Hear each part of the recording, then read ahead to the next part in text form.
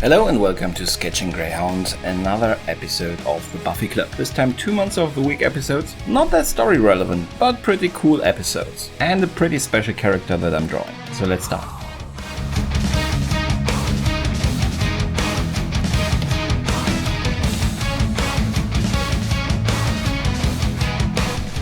And this time the episodes The Puppet Show number 9 and Nightmares number 10.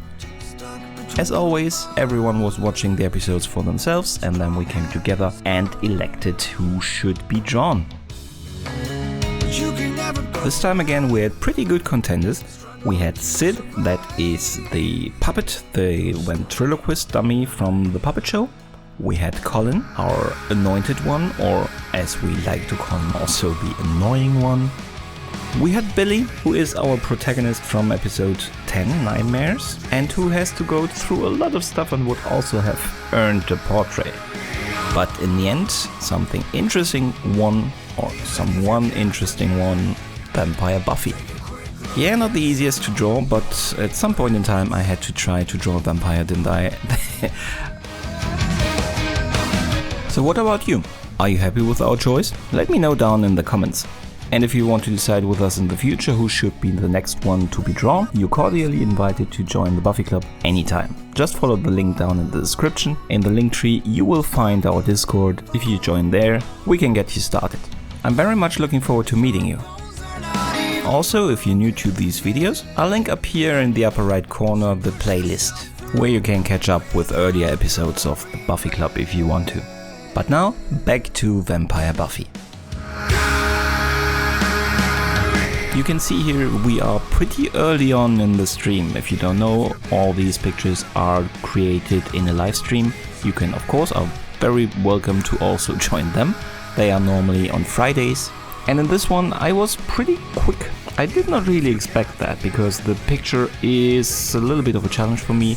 Never have I drawn a vampire with the full vampire face before, so this was a nice challenge. And I didn't really know how to start in the beginning, but when I then just started with some of the highlights, as well as the dark lights, so the shadows, it all came quickly together and it was a whole lot of fun. I was a little bit apprehensive in the beginning, but then I had a lot of fun with this. Although I have to say, the original I had to brighten up a little bit, because in the original that I took from the episode directly, it was extremely dark. Vampires are normally seen in the dark, so that is an issue for the reference picture. But with a little bit brightening up, it worked pretty well. Of course, it also increased contrast, which is ideal for the grey paper with the white and the black. It worked very well here. Actually, I do not really like the look anymore of the picture, of the reference picture. That's probably why it did not look like this in the episode. It does not look so nice, but it worked very well as a picture reference. So if you have anything like that, when you're trying to draw something and it is a little bit dark, don't hesitate to work on the picture a little bit to make it a better reference picture for you and the job that you are trying to do. That's not cheating, that is part of the process. You just make sure that you have everything you need for the result that you want to achieve. And nobody defines what you want to achieve but you. By the way, I also have already drawn a Buffy portrait without the vampire aspects, and I will also link to that here up here in the right corner if you're interested in seeing that. And you see, in our portrait we are already reaching the point where I start with the hair. And that worked out also astonishingly nicely. Fortunately, in the reference, the hair is very wild. That is your hairdo when you crawl out of a grave, apparently.